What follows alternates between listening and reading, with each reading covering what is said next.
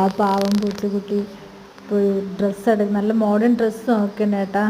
അയ്യോടാ വയറ് കാരണം എടുക്കാൻ പറ്റില്ല, അപ്പോൾ അവിടെയുള്ള സ്റ്റാഫുകൾ കളിയാക്കുന്നു. പിന്നെ ഇത് കരഞ്ഞുകൊണ്ടിരിക്കുന്നു കേട്ടാ. അപ്പോഴാണ് ഹസ്ബൻഡാണെന്ന് തോന്നുന്നു വന്നിട്ട് സങ്കടം പറയുന്നുണ്ട്. അങ്ങനെ രണ്ടുപേരും കൂടെ വർക്കൗട്ട് ആരംഭിച്ച്.